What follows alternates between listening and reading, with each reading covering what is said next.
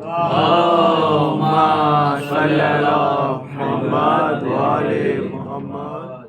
فاتحہ.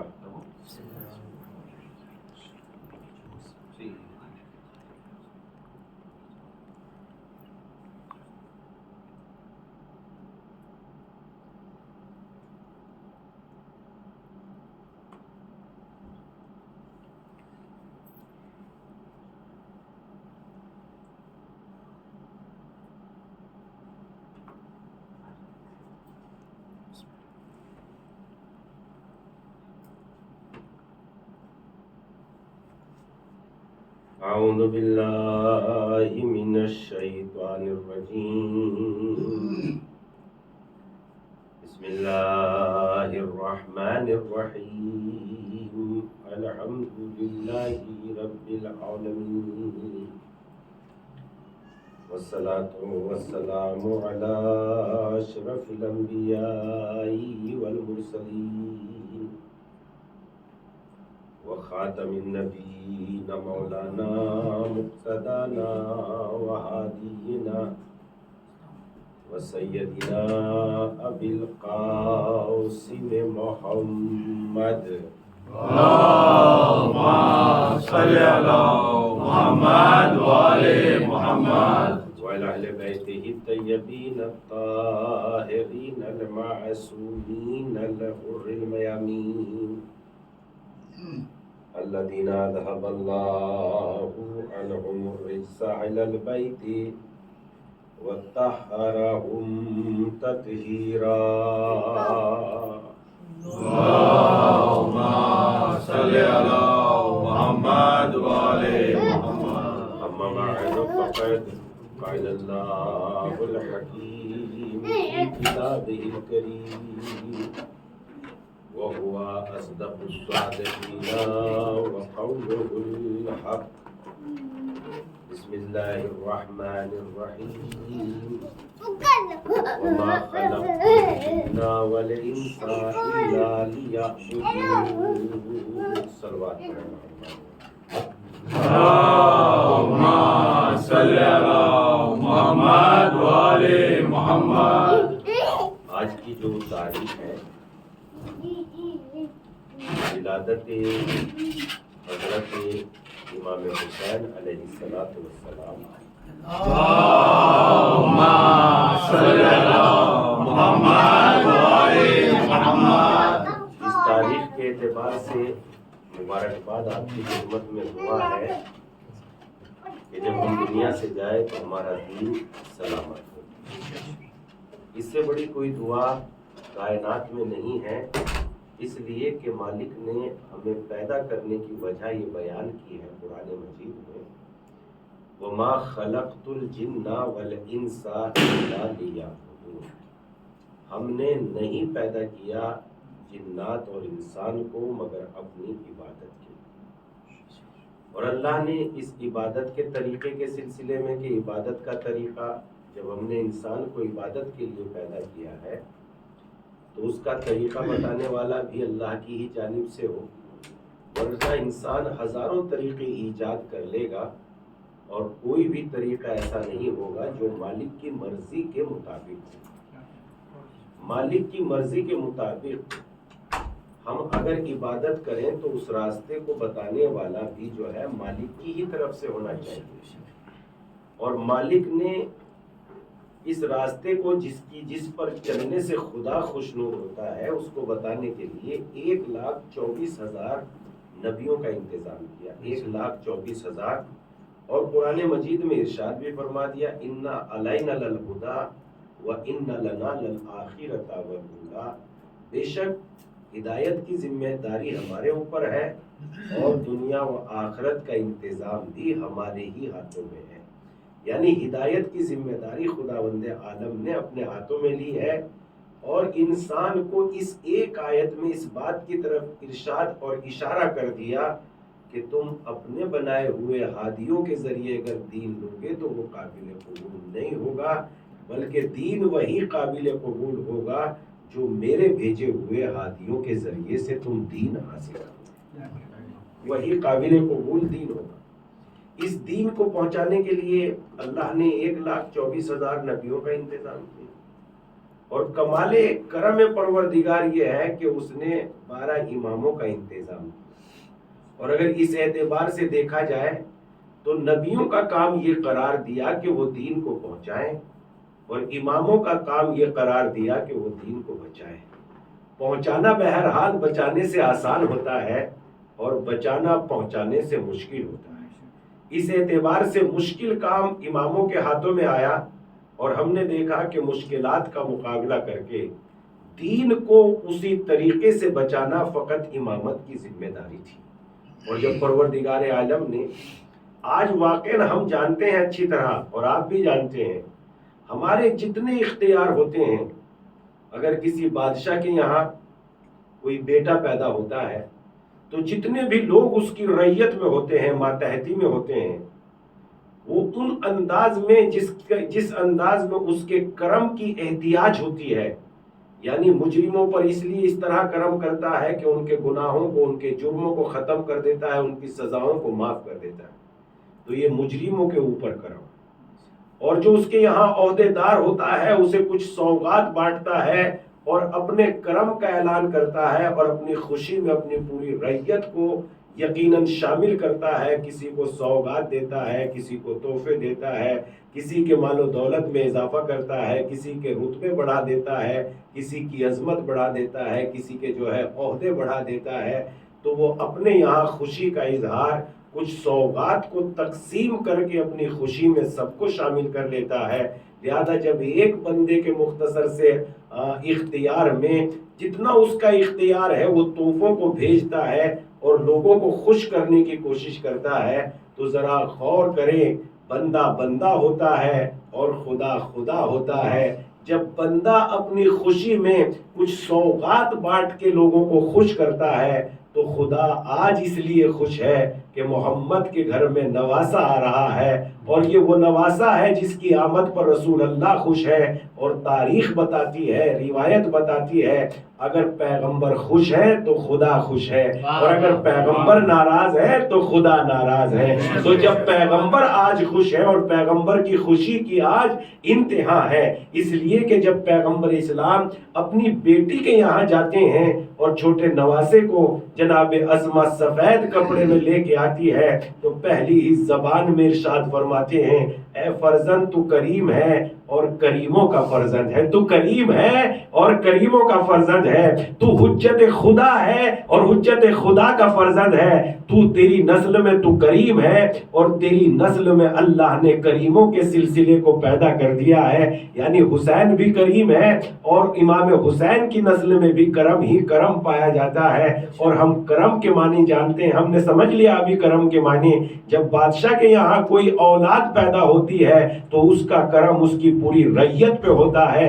جب خدا کے عظیم پیغمبر کے یہاں جب خوشی کا موقع آیا ہے تو خدا کا نبی خوش ہے تو خدا خوش ہے، اور جب خدا خوش ہے، جب ایک بادشاہ رعیت کو سوغات دیتا ہے تو آج خدا بھی اپنی مخلوقات کو سوغات بانٹ رہا ہے۔ رعیت کی بادشاہ کی سوغات کیا ہے؟ وہ تحفے دیتا ہے، وہ مال دیتا ہے، وہ مثلاً عہدے دیتا ہے، مگر خدا کی سوغات کیا ہے؟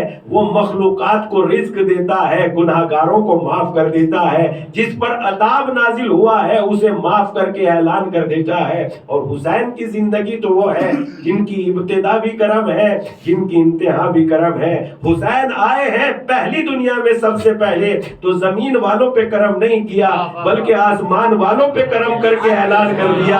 حسین کا کرم فقط زمین تک محدود نہیں ہے، آسمان پر بھی حسین کی حکومت ہے، زمین پر بھی حسین کی حکومت ہے۔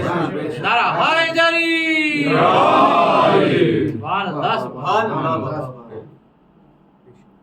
زمین پر بھی امام حسین کی حکومت ہے، آسمان پر بھی امام حسین کی حکومت ہے۔ اور اس کے بعد آپ اندازہ کریں کہ حسین کا کرم کتنا عظیم ہے۔ یعنی ابتدا کرم سے شروع ہوتی ہے، ابتدا ہوتی ہے حسین ابن علی کی کرم سے، اور انتہا ہوتی ہے حسین ابن علی کی کرم پر۔ جب دنیا میں آئے تو جناب تو فطرس نے کہا مم مثلی انا عتیق الحسین، میرے جیسا کون ہے؟ دنیا میں آ کے ایک فرشتے کو آزاد بنا دیا، اور جب دنیا سے جا رہے تھے تھے تو حر لعنت اللہ کو علیہ السلام بنا کے جا رہے تھے. یہ حسین کا کرم ہے. یعنی ابتدا بھی کرم ہے, انتہا بھی کرم ہے, آغاز زندگی بھی کرم, انتہا بھی کرم. تو حسین ابن علی وہ کریم انسان ہیں جن کی کرموں کا اندازہ یہ ہوتا ہے, اور کرم سے بڑھ کے کوئی بزرگی نہیں ہے. یعنی جب ہم کرم کے سلسلے میں دیکھتے ہیں تو کرم سے بڑھ کے کوئی بزرگی نہیں ہے. انتقام لینا تو سب کو آتا ہے, مگر دشمن پہ کرم کرنا کسی کسی کو آتا ہے, اور یہ وہ گھرانہ ہے جو دشمن پہ بھی کرم کر دیتا ہے. حسین کو اس اعتبار سے پہچانے, حسین ابن علی کو اس طرح پہچانے کہ حسین ابن علی کا کرم کیسا ہے. اور جب پیغمبر کے گھر میں یہ آئے تو پیغمبر نے سب سے پہلا کام کیا کیا؟ پیغمبر نے سب سے پہلا کام یہ کیا کہ بچے کی خوشی میں صدقات بانٹے, تحفے بانٹے, اور جب صدقات بانٹے اور لوگوں کو جو ہے معاف کیا تو حسین ابن علی کا کرم دیکھیے. آج ولادت کے سلسلے میں واقعاً ولادت کا مطلب یہ نہیں ہے کہ ایک مولوی صاحب آئیں, آ کے ایک اچھی سی تقریر کر دیں, ہم سبحان اللہ کہہ دیں, واہ واہ ہماری زبانوں پہ ہو جائے, سلواتوں کے غم غمے ہماری زبانوں پہ گھوم جائے, ہمارے کپڑے پاک و پاکیزہ ہو جائے, ہمارے چہرے سرخ و سفید ہو جائے, ہم اپنے بدن پہ عطر لگا لیں.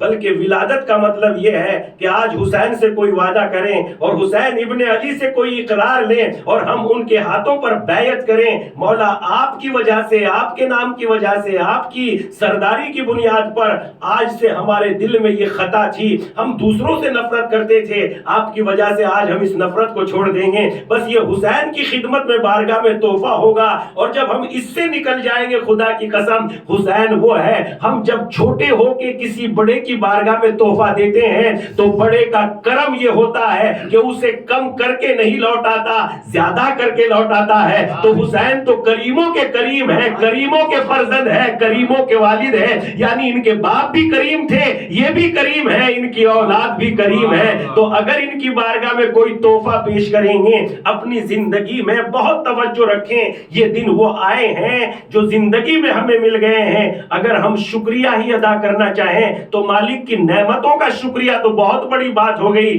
بلکہ اس کا شکریہ ادا نہیں کر سکتے کہ پروردگارا تو نے ہماری زندگی میں ایک شعبان المعظم اور دے دیا, ایک رمضان المعظم اور دے دیا. میں نے خطبہ جمعہ میں کہا تھا خدا کے لیے ایک لمحہ خالی کر دو, وہ لمحہ اتنا قیمتی ہو جائے گا کہ ساری دنیا مل کے بھی اس کی قیمت نہیں بن سکتی. اپنے لمحے کو خدا کے لیے, ایک لمحہ خدا کے لیے دو تو صحیح. جب ہم ایک لمحہ خدا کے لیے دیں گے تو خدا کی بارگاہ سے پلٹ کے اس کی قیمت اتنی عظیم آئے گی. میں نہیں, میری نسل آباد ہو جائے گی, نسل نہیں, خدا قیامت تک اس نسل کو باقی و ساری و قائم کر دے گا. ہم ایک لمحہ زندگی کا ایک کوئی کام, مثلا ایک صلوات کے لیے ہی وقت نکال لیں, ایک نماز کے لیے ہی وقت نکال لیں. اگر ہم نماز کو اول وقت پر پڑھیں گے, نماز کو اہمیت دیں گے, تو ہم نے نماز کو اہمیت نہیں دی ہے بلکہ خدا کو اہمیت دی ہے. اور جب ہم خدا کو اہمیت دے رہے ہیں تو خدا ہمیں اہمیت دے گا, اور جب خدا ہمیں اہمیت دے دے گا تو ساری غلامیوں سے آزادی دے دے گا, ساری غلامیوں سے نجات مل جائے گی. اس اعتبار سے ہم اللہ کے لیے اپنے کچھ لمحات خالی کریں, اپنی نمازوں پر توجہ رکھیں, اپنے دین کو تھوڑا سا مستحکم کریں. اور نماز کے سلسلے میں کتنا وقت چلا جاتا ہے, خدا کی قسم اگر خدا کے لیے اتنا وقت نکال کے لے آئیں جتنا ہم یوٹیوب پہ یا فیس بک پہ دے دیتے ہیں تو خدا کے ملائکوں میں شامل ہو جائیں گے, اس کے فرشتوں کی عظمت حاصل کر لیں گے. مگر افسوس دنیا کے سارے کاموں کے لیے وقت ہے, نہیں ہے تو خدا کے لیے وقت نہیں ہے. اس لیے ہم تھوڑا سا اپنے بارے میں غور کریں, زندگی کے بارے میں غور کریں. نہ ساری دنیا کی نعمت ہمیں مل سکتی ہے, اور مل بھی جائے تو ہم سما نہیں سکتے. اگر مل بھی جائے تو ہم برداشت نہیں کر سکتے. تو نہ دنیا کی ساری نعمتیں ہمیں مل سکتی ہے, اور مل بھی جائے تو برداشت نہیں کر سکتے. تو بس جس حال میں جو ہے, اگر دنیا نہیں مل سکتی تو خدا کو کیوں چھوڑنا. اس لیے کہ جس حال میں ہے تو عبادت کو اپنا زندگی کا سرنامہ بنا لیں, اور جب عبادت زندگی کا سرنامہ بن جائے گی تو ہماری زندگی میں کرم ہو جائے گا. اور جب کرم ہماری زندگی میں آ جائے گا, کرم سے بڑی کوئی دولت نہیں ہے. پیغمبر اسلام کی خدمت میں ایک شخص آیا, پیغمبر اسلام سے اس نے معلوم کیا, اے اللہ کے نبی روز قیامت ہمارا حساب کون لے گا؟ پیغمبر اسلام نے جواب دیا, اللہ جل سبحانہ تعالیٰ اس نے جواب دیا ہم تو کامیاب ہو گئے. پیغمبر نے پوچھا کیسے؟ تو اس نے ایک جواب دیتے ہوئے کہا جب طاقت کریم کے ہاتھوں میں ہوتی ہے تو وہ کرم کرتا ہے, جب طاقت کریم کے ہاتھوں میں ہوتی ہے تو وہ کرم کرتا ہے, اور جب طاقت ذلیل کے ہاتھوں میں ہوتی ہے تو وہ ظلم کرتا ہے. اب آئے امام حسین کے کرم کے اعتبار سے, جب طاقت حر کے پاس تھی تو حسین پر ظلم کر رہا تھا, مگر پانی حسین کے پاس تھا. اپنوں ان کے جانوروں کو پانی پلا کے حسین نے اعلان کر دیا طاقت کریم کے پاس ہوتی ہے تو کرم کرتا ہے. ایک صلوات پڑھ دیں محمد و آل محمد پر. اللہم صلی علی محمد و آل محمد. جب طاقت کریم کے ہاتھوں میں ہوتی ہے تو کرم کرتا ہے. اس اعتبار سے حسین ابن علی کی زندگی اول تا آخر کرم ہی کرم ہے. حسین کے کرم کو پہچانے. اور جب آیا فرشتہ جبرائیل لے کے آئے اس عذاب میں مبتلا فرشتہ فطرس کو, تو کتنے کمال کی بات ہے اگر انسان سمجھ لے کہ حسین ہمارے لیے کتنی بڑی نعمت ہے. خدا کی قسم لفظوں میں نہیں سمایا جا سکتا. ایک عظیم عالم دین کا جملہ ہے, وہ کہتے ہیں کہ وجود خدا پر دلیل لانے کے لیے 1 کروڑ دلیل لائی جا سکتی ہیں, ہزاروں دلیلیں لائی جا سکتی ہے, مگر جو کربلا میں سارے لوگ قربان ہونے کے بعد جو حسین ابن علی کے چہرے پہ اطمینان تھا وہ خدا کے ہونے کی اتنی بڑی دلیل ہے کہ کروڑوں دلیل ایک طرف, اطمینان امام حسین ایک طرف. کاش بات ہو. ایک صلوات پڑھ دیں محمد والے.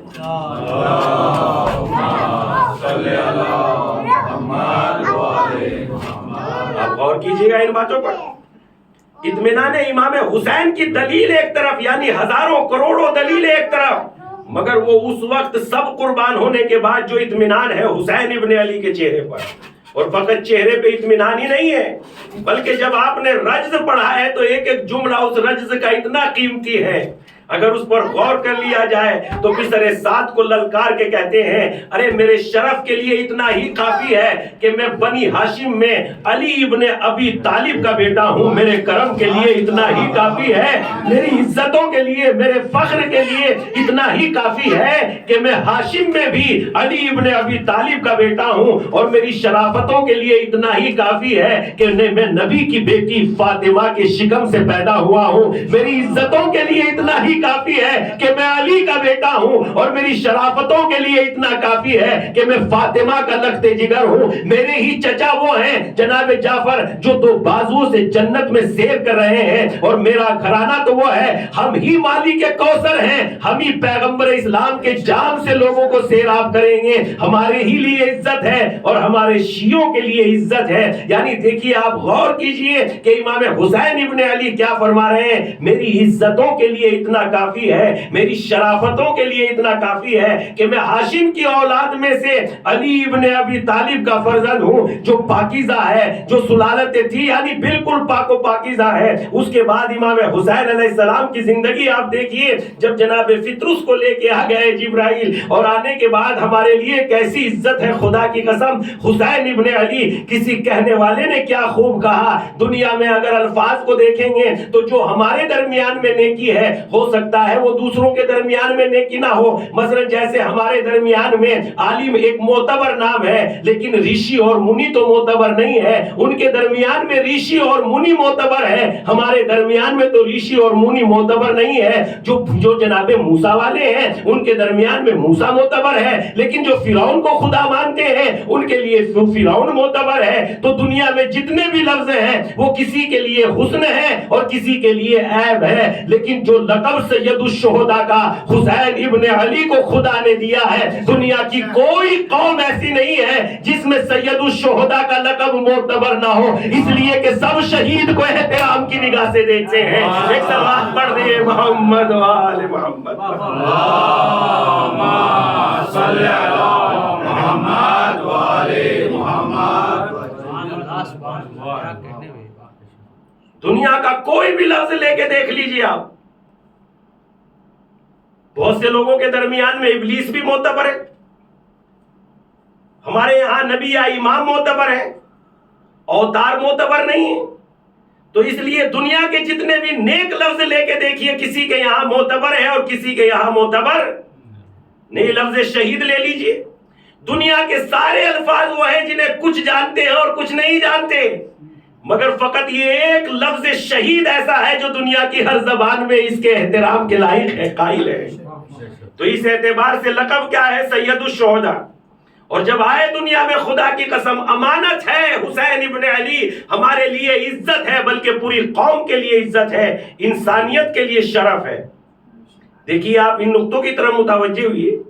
جب حسین ابن علی دنیا میں آتے ہیں تو پیغمبر اسلام کی خدمت میں ایک ملک کو، جس کے بالوں پر جل گئے تھے، جناب جبرائیل لے کے آتے ہیں، پیغمبر سے دعا کرتے ہیں، استدعا کرتے ہیں، آرزو کرتے ہیں، سوال کرتے ہیں، اے پیغمبر آپ کے یہاں خوشی ہے، آپ خوش ہیں تو اللہ خوش ہے، آپ خوش ہیں تو اللہ خوش ہے، آپ دعا کریں گے تو جناب جبرائیل نے کہا فطرس کے بالوں پر آ جائیں گے۔ کہا تم میرے یہاں کیوں آئے ہو؟ پیغمبر نے ایسے ہی نہیں، فوراً سوال کیا تم میرے یہاں کیوں آئے ہو؟ کہا پیغمبر آپ کو مبارکباد دینے کے لیے آئے ہیں۔ کہا مبارکباد کس بات کی دینے کے لیے آئے ہیں؟ کہا آپ کے گھر میں حسین ابن علی پیدا ہوئے ہیں۔ کہا عجب بات ہے اے جبرائیل، آئے ہو حسین ابن علی کی وجہ سے اور کہہ رہے ہو مجھ سے کہ میں دعا کر دوں۔ ارے جس کی وجہ سے آئے ہو اسی کے گہوارے سے مس کر دو، فطرس کو بالوں پر مل جائیں گے۔ جبرائیل گئے اور فطرس کو اے پیغمبر یہ کہہ دیا ہوتا حسین کے بدن سے مس کر دو، ابھی تو حسین کا بدن موجود ہے، مگر پیغمبر نے کہا حسین فقط ایک زمانے کے لیے شافی نہیں ہے، یعنی شفا دینے والے، حسین ہر زمانے کے لیے شافی ہے، یعنی آج حسین کا بدن موجود ہے تو شفا مل جائے گی۔ جب کربلا کے مزار میں حسین کا بدن نہ ہوگا مگر مزار ہوگا، اس لیے آج گہوارے سے مس کرا رہا ہوں۔ جب گہوارہ شفا دے سکتا ہے تو مزار حسین بھی شفا دے سکتا ہے۔ ایک سلوات پڑھ دیں محمد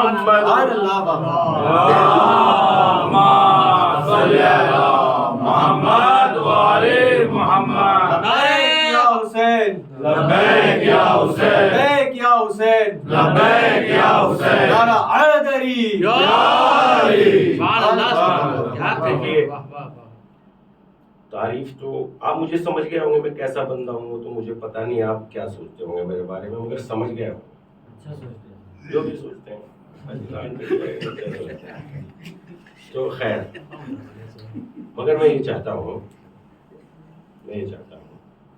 یہاں سے جانے کے بعد 1.25 مہینہ میں بامبے میں رہا، یعنی ایسا نہیں ہے کہ وہاں میں آرام کر رہا تھا، تقریباً یہاں سے جانے کے بعد 60 مجلسیں میں نے خطاب، کتنی 60، تو مجلسوں کی تو کوئی دقت نہیں ہے، زبان کی بھی کوئی دقت نہیں ہے۔ میں یہ چاہتا ہوں جو پروگرام فکس ہو گئے ان کو تو چھوڑ دیجیے، فکس ہے، لکھے ہوئے پمفلیٹ آپ کے پاس ہے، اعلان آپ کے ہاتھ میں ہے، موبائل پہ موجود ہے۔ اس مہینے میں ایک دعا، ایک مناجات ہے، مناجات شعبانیہ، مناجات شعبانیہ، اللہ اکبر، اتنی فضیلتیں اور ایسی اتنی بڑی بڑی بات اس میں بیان کی گئی ہے کہ دنیا کا کوئی بشر اتنی بڑی بات نہیں کہہ سکتا اپنے پروردگار سے تعلق اور حاجتیں پیش کرنے کے لیے۔ تو ہم یہ چاہتے ہیں کہ کوئی زبردستی نہیں، نہ نماز میں کوئی زبردستی ہے، کبھی میں نے کسی کو ہاتھ پکڑ کے نہیں کہا کہ نماز آئیے نماز پڑھیے، جو تبلیغ کرتا ہوں وہ منبر پہ کرتا ہوں، چونکہ کبھی بھی کسی سے کوئی کام زبردستی لینے کی ضرورت نہیں ہے، کام وہی اچھا ہے جو انسان خوشی سے کرے، بالکل تھوڑا سا ہو مگر وہ جو بالکل خوشی سے انجام دیا جائے۔ تو میں یہ چاہتا ہوں کہ جب آپ کے پاس وقت ہے، یہ لمحے آپ گھومنے کے لیے گئے بہت اچھا، لیکن اگر آگے حالات آپ کے بنے، وقت آپ کو ملیں، جیسے سیٹرڈے ہے، سنڈے ہے، ان 2 دنوں میں نماز رکھ لیجئے گا، جو خدمت لے سکتے ہیں، چونکہ جس طریقے سے موسم بہار میں معمولی سی پھلواری بھی بہترین پھول عنایت کرتی ہے، اسی طریقے سے موسم عبادت میں اللہ کے محترم مہینوں میں معمولی عمل بھی بہت کمال کو پہنچا دیتا ہے۔ تو جو خدمت لے سکتے ہیں وہ خدمت 100% کرنے کے لیے تیار ہوں۔ آپ جو کہیں کہ مولانا صاحب یہ کرا دیجئے، بالکل آپ کی خدمت میں حاضر ہیں، چونکہ آج حسین ابن علی اور یہ مہینہ اتنا بابرکت ہے کہ اس میں کوئی شہادت قرار نہیں تھی پروردگار عالم نے، تاکہ انسان مکمل طور پر واقعاً خوشیوں کا اظہار کر سکے، اور ہم دیکھیں کہ ہر کوئی ولادت ہی ولادت ہے. کہیں جناب عباس کی ولادت ہے، کہیں جناب قاسم کی ولادت ہے، کہیں جناب علی اکبر کی ولادت ہے. حد تو یہ ہے کہ ہمارے زمانے کا امام بھی اسی مہینے میں تولد فرمایا ہے، جو بڑی اللہم صلی علی محمد وعلی محمد. جو بڑی خوشی کا مقام ہے، عزت کا مقام ہے. خدا کی قسم ہم لوگوں کے لیے، اس لیے کہ اللہ نے ہمیں سوچنے کا موقع دیا ہے اور استغفار کرنے کا موقع دیا ہے. تو اس اعتبار سے حسین ابن علی کی زندگی اول سے لے کے آخر تک، ابتدا سے لے کے انتہا تک کرم ہی کرم ہے. اور کتنا کرم ہے، زینت کرم بنی ہوئی ہے حسین ابن علی کی زندگی. جب ہم آئے دنیا میں حسین ابن علی تو ہم نے آسمان والوں پہ کرم دیکھا، لیکن اس کے بعد حسین ابن علی کی زندگی شروع ہوتی ہے. اور جب شروع ہوتی ہے امامت کے ساتھ ساتھ، جب حاکم شام نے یہ دیکھا، وہ لوگوں کے پاس بیت المال سے کچھ خزانہ بھیجتا ہے، مال بھیجتا ہے. اور جب مال بھیجتا ہے تو اس مال کے ساتھ ساتھ یہ شرط بھی لگا دیتا ہے، دیکھو میں کتنا بڑا ہوں جو اتنے بڑے بڑے لوگوں پہ کرم کر رہا ہوں، بڑی شخصیتوں کی اولاد پہ کرم کر رہا ہوں، بڑے لوگوں کے پاس مال بھیج رہا ہوں. لیکن جیسے ہی لوگوں کو مال دیا اور کہا کہ یہ مال حسین ابن علی کے پاس پہنچا دو، لوگوں نے کہا آپ نے سب کے لیے کچھ نہ کچھ فرمایا ہے، کہا ہے کہ اگر ان کو مال مل جائے گا تو یہ کریں گے، ان کو مال مل جائے گا تو یہ کریں گے، ان کو مال مل جائے گا تو یہ کریں گے. کچھ حسین ابن علی کے بھی لیے بتائیے کہ حسین ابن علی کو اگر مال مل جائے گا تو حسین ابن علی کیا کریں گے. لہذا حاکم شام نے مال دیتے ہوئے کہا جب پوچھ ہی رہے ہو تو میں تمہیں بتا ہی دیتا ہوں، دنیا کے جتنے لوگوں کو مال ملے گا وہ یہ کریں گے، فلاں کریں گے، لیکن جیسے ہی حسین ابن علی کو مال ملے گا وہ یتیموں میں تقسیم کر دیں گے.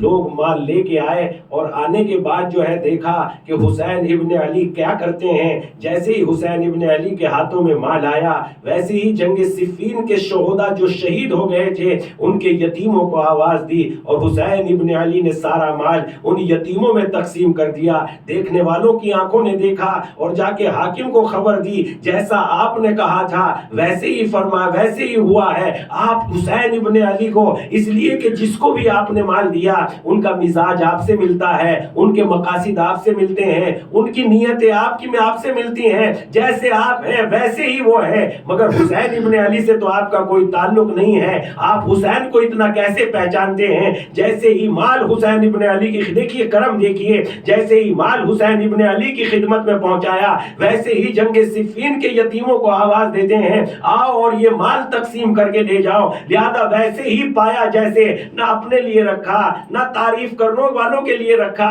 نہ حاشیہ نشینوں کے لیے رکھا، نہ جو ہے کسی اور کے لیے رکھا، بلکہ یتیموں میں تقسیم کر دیا. ایک مرتبہ اپنے غرور میں آ کے حاکم شام کہتا ہے تم نہیں پہچانتے قریش کو، میں پہچانتا ہوں. تم نہیں پہچانتے بنی ہاشم کو، میں پہچانتا ہوں. میں نے ایک مرتبہ ان کے باپ کے کرم کو جنگ صفین کے میدان میں دیکھا جب میں نے پانی بند کر دیا تھا، مگر میں نے ہی پکار کے کہا تھا علی پانی بند نہیں کریں گے، اس لیے کہ علی کسی کو پیاسا نہیں دیکھ سکتے. اسی طرح میں باپ کے کردار کو بھی جانتا ہوں اور بیٹے کے کردار کو بھی جانتا ہوں. باپ میں بھی کرم پایا جاتا ہے اور بیٹے میں بھی کرم پایا جاتا ہے. لہذا حسین ابن علی کا کرم اتنا عظیم ہے کہ کرم ہی کرم ان کی زندگی ہے. اس کے بعد دیکھتے ہیں حسین ابن علی اسامہ کی عیادت کے لیے، حسین کا کرم کتنا عظیم ہے. اسامہ کی عیادت کے لیے آتے ہیں. اسامہ بن زید کون ہے؟ جو پیغمبر اسلام کی نگاہ میں بڑی عظیم شخصیت کے حامل ہیں، اور اسامہ بن زید یہ بیمار ہو جاتے ہیں. ان کا آخری وقت ہے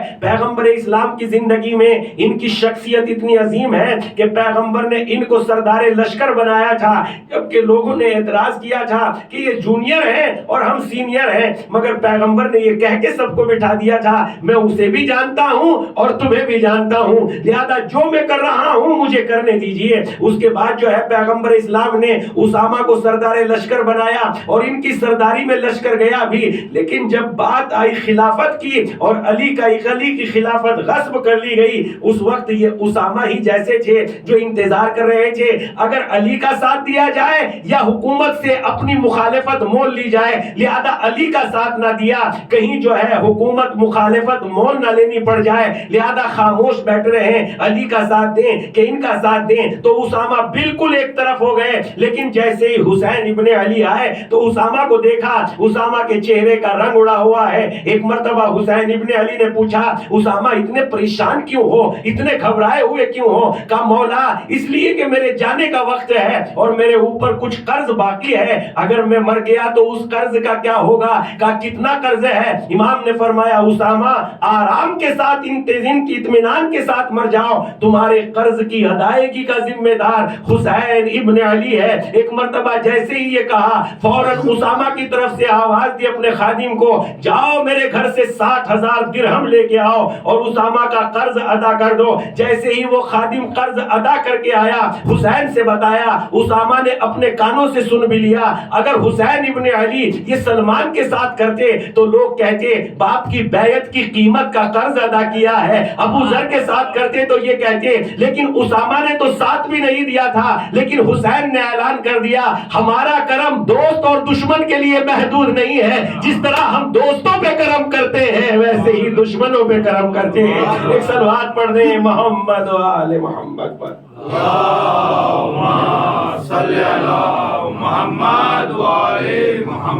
جس طرح ہم دوستوں پہ کرم کرتے ہیں ویسے ہی دشمنوں پہ کرم کرتے ہیں. تو اس اعتبار سے یہ حسین ابن علی کا کرم ہے. اور اس کے بعد کرم کی دنیا, ایک حسین کے کرم ہونے کی دنیا. اس کے بعد جب میدان کربلا میں پہنچتے ہیں, سنیے خدا کی قسم, جب میدان کربلا میں پہنچتے ہیں, سنیے بہت توجہ سے رکھیے اور اس آخری جملے پر آپ توجہ دیجئے گا.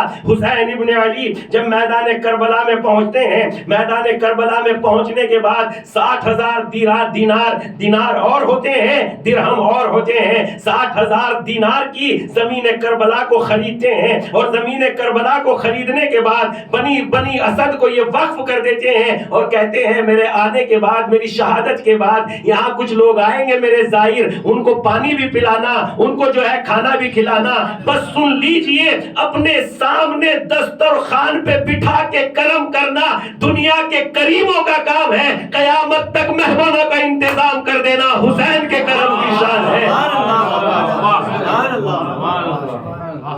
نعرے حیدری, محمد والے محمد صلوات.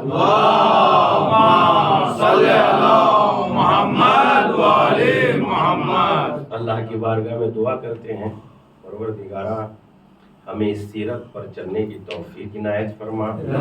ہمیں امام حسین کی تعلیمات, ان کی ذات, ان کی زندگی کے بارے میں کچھ سوچنے سمجھنے کی توفیق عنایت فرما. پروردگارہ یہ تو دنیا کا کوئی انسان سوچ بھی نہیں سکتا کہ اسے مرنا نہیں ہے.